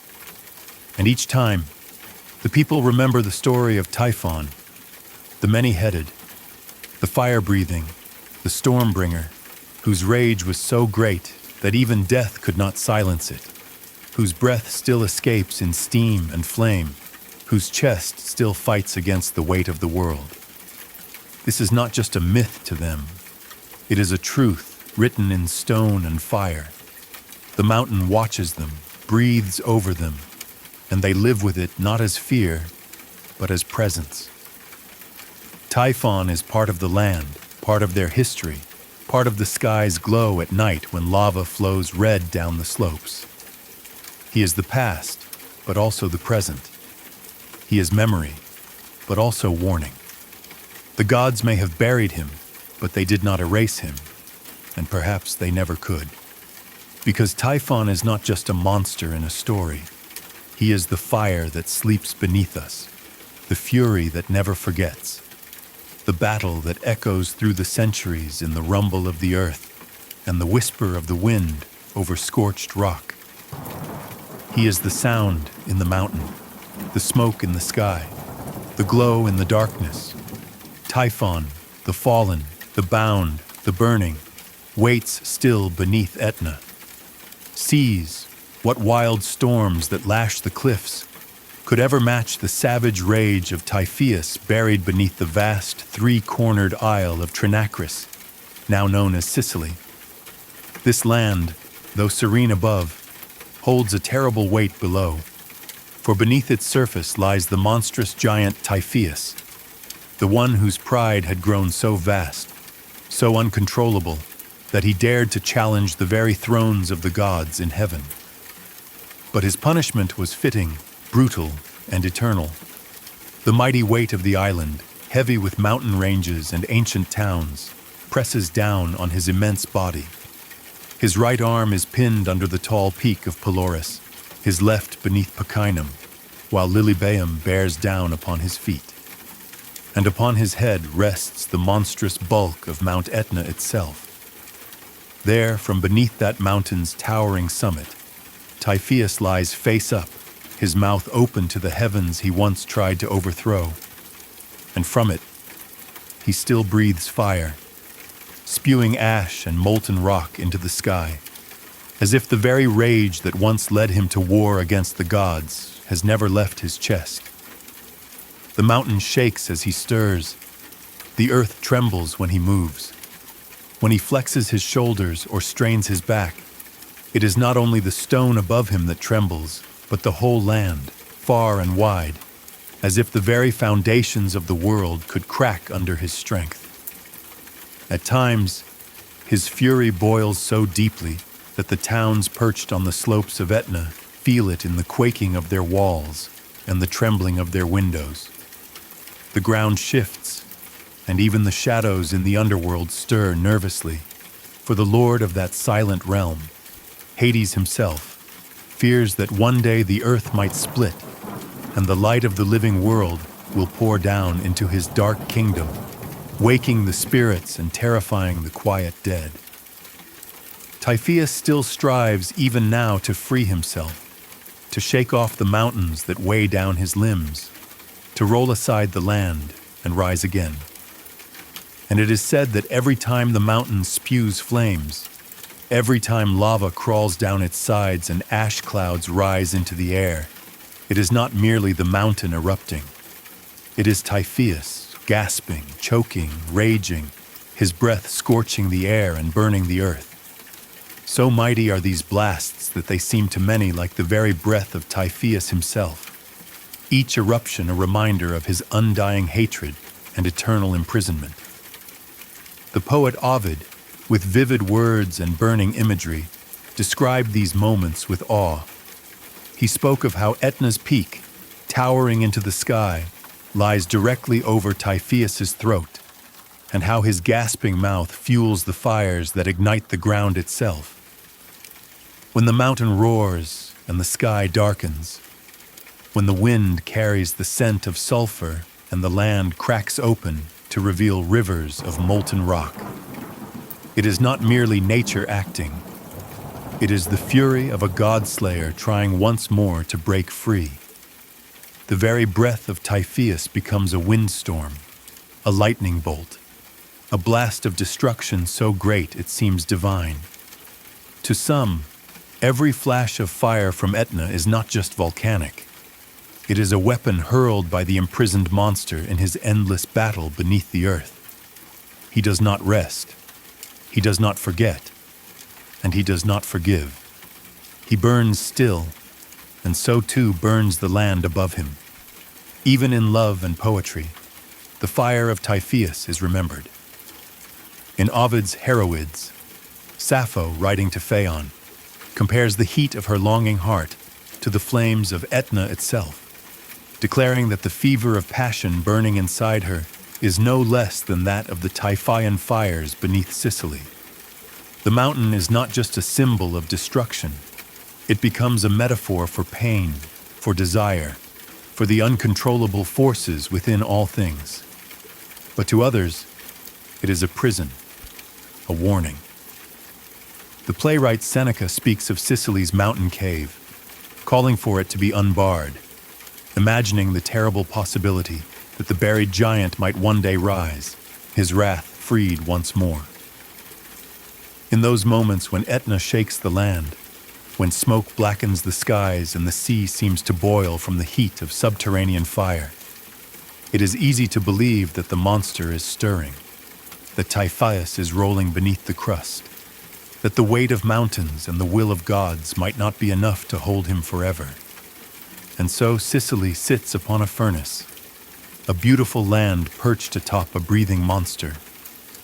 The people who live there walk streets warmed by ancient ash, grow vines in soil made rich by old fire, and sleep in homes built above a myth made real. They live on the back of a fallen god, one whose fury remains alive, whose punishment burns beneath their feet. To them, Typhoeus is not just a story. He is the mountain. He is the quake. He is the voice in the fire and the shape in the smoke.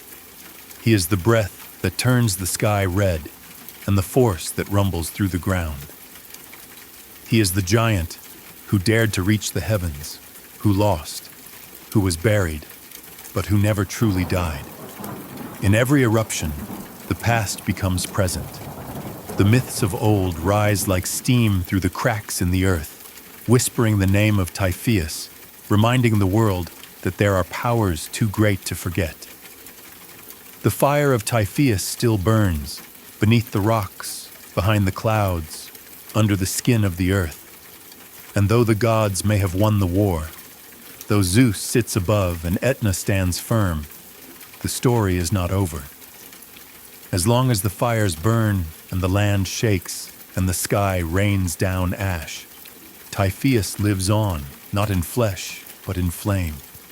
His breath will rise from the mountain, his wrath will ripple through the stone, and his story will be told again and again. Each time the earth reminds us that what is buried is not always gone, and what is defeated is not always dead. Typhoeus burns still. Waters of the fire-boiling mountain, where Typhoeus lies crushed beneath the weight of Sicilian soil, his prison forged not only from earth and stone, but from the punishment of the gods themselves. This is the mountain Etna, fierce and burning, with cities built upon its slopes and smoke ever rising from its peaks, a place not only of natural fury, but of divine wrath, held barely in check. The poets say that as Typhoeus fled, casting out sacred fire from his chest in wild, desperate fury, Poseidon, god of the sea, reached out with his mighty hand and seized the monster by his hair. He did not hesitate, dragging the writhing form from the land and thrusting him into the deep sea, where the waves churned and boiled as Typhoeus resisted. Again and again the monster rose, his serpent limbs twisting through the water, bloody and scorched, trying to escape the fate laid upon him by the gods, but Poseidon would not yield. He carried Typhoeus across the waves to the lands of Sicily, where he forced him down and crushed him beneath the weight of Mount Etna, sealing him there beneath the stone and fire forever. Yet even crushed beneath a mountain, Typhoeus does not rest. His body heaves and groans beneath the island, shaking the ground, shaking the people, shaking the cities that rest above his chained form. Trinacria, the three-cornered island of Sicily, feels every twist and turn of his massive body, every surge of strength he musters in his eternal struggle to rise again.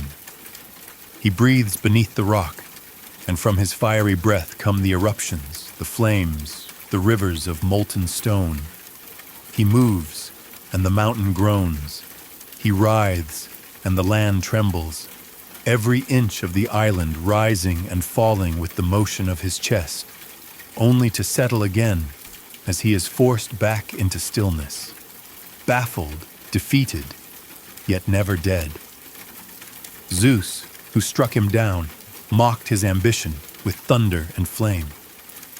"You had 200 hands," he said, "and I defeated them with one.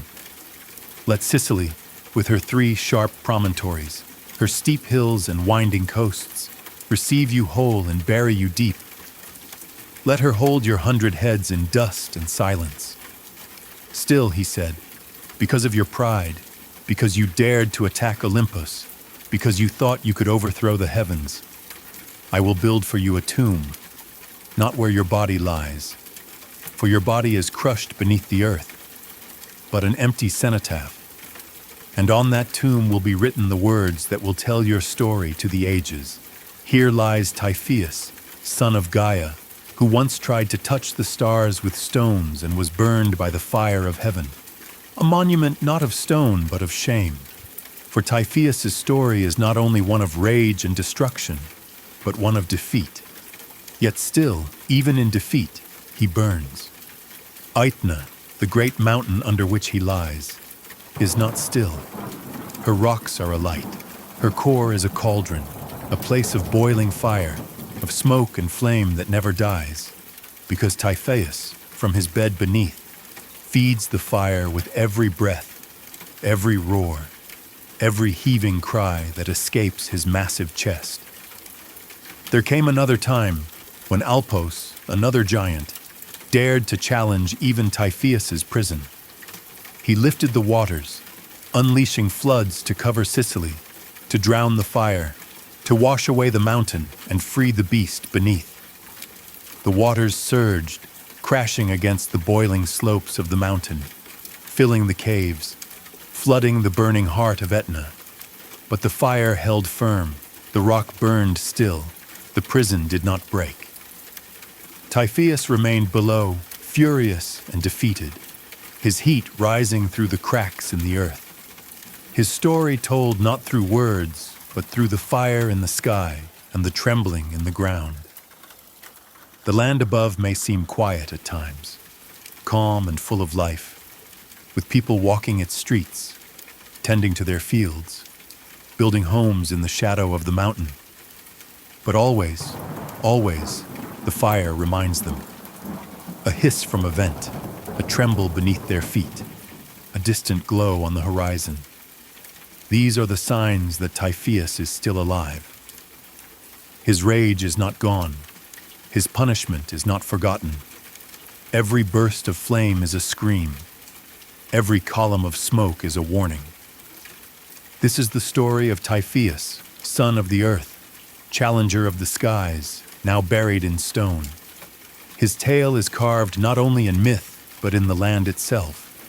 The rocks remember, the fire remembers, the wind that blows ash across the vineyards, the tremors that wake sleeping towns, the sudden storms that gather over Etna's peak. They all speak his name.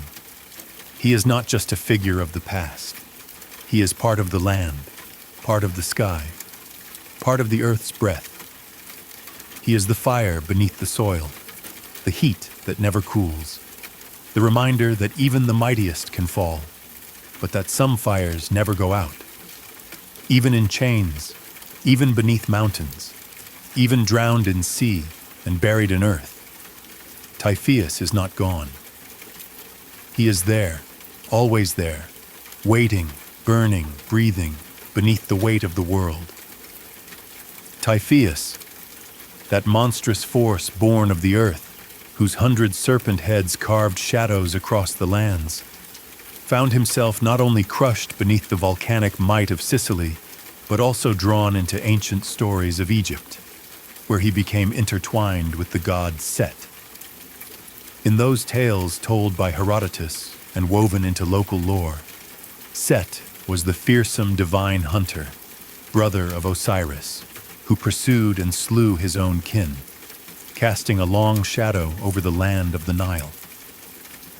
When Isis entrusted her young son Horus to the care of Leto, known in Egypt as Buto, she carried him to the floating island of Chemis in the Nile Delta, a safe haven guarded by the goddess from Set's relentless search. Typhoeus, as Set, was thus cast as cosmic predator, his search for the son of Osiris echoing the primordial chase of destruction across the seas and skies. It was Horus, the avenging child and rightful heir, who stood as the champion of divine order, overthrowing Set, just as Zeus had once defeated the prideful Typhoeus. In this way, the mythic thread ran from Sicily to Egypt, binding volcanic thunderclouds to desert storms, the eruption of Etna to the quiet shifts of the Serbonian marsh, and the struggle of giant and god to the dynastic battles of an ancient kingdom. Herodotus makes this identification clear, tracing the myths back through both Greek and Egyptian lines, reminding us that in the old stories, gods roamed the world before men took up temples and tombs. Osiris, the bringer of life through the inundation of the Nile, became Dionysos in Greek tongue, and his son Horus, champion of light and justice, became Apollo. It was Apollo who dethroned the chaos-bringer Typhoeus or Set, just as Horus had avenged his father in the legends of Egypt. The echoes between these myths shaped the patterns of human belief, from the volcanic fires of Sicily to the shimmering blue waters of the Serbonian marsh, onto the islands of the Nile Delta. The world felt the breath of these gods, the marks of their battles, and the rippling effects of their wrath. As Apollonius Rhodius recounts, the same furious lightning that struck Typhoeus' body also left its mark on lands far from Egypt, to the fiery fields of Sicily and the smoking bogs near Phoenicia, so that even the Greeks could trace the trail of godly violence.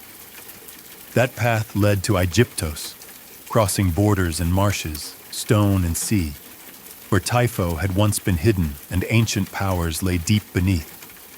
The marsh, the mountain, the delta, they were all stages for the dance of divine action, all bearing witness to the struggle between order and chaos. Through these overlapping tales, we see Typhoeus not only as a burning force beneath Etna, but as Set, the storm god and sovereign of chaos, hunted and bound by Horus, the incarnate light of justice. Sicily became his tomb, and Egypt his battlefield. The mountain welded his bones to rock, and the desert sands carried away the final echoes of his roar. Yet at the same time, his spirit lived on in the trembling mountain, the smoldering earth, and the whispered name of Set among the reeds of the Nile. Even the floating island of Chemis, though shaped by the river, erupted with mythic tension, a place where divine children hid and cosmic hunters prowled in the winds above. In this grand tapestry of myth, Typhoeus Set is both monster and god, destroyer and symbol, bound in earth and bound in story. His flash of flame, his burst of chaos, became the force that shaped lands and peoples. His defeat marked not only the end of his rebellion, but the triumph of new gods, new kings, and new orders. And yet, through all this, the power of his myth endures, breathing beneath Etna, stirring the winds of the desert, hiding among the stalks of papyrus, reminding us that our world is shaped by forces older than us, by battles fought in fire and stone, by gods who once walked the earth. In Palermo and Pompeii, in Memphis and Thebes, in the tongues of poets and priests, Typhoeus is the monster whose rage became our shelter, whose defeat became our story, and whose spirit still burns in the valleys of flame and the sands of time. He fell from heaven, struck by Zeus's thunderbolt, his blood warming as it dripped from his head. And he dragged his wounded, sprawling form across the land to the mountains and the plain of Nysa in Phoenicia, where he sank into the waters, swallowed by the Serbonian marsh in Egypt. And there he remains, to this day, drowned in still waters, hidden beneath reeds and silent mud, a monster trapped in marshlight and sorrow. Yet though sunken and submerged, his story has not faded from human memory, for the Egyptians mourned deeply when their gods were torn apart.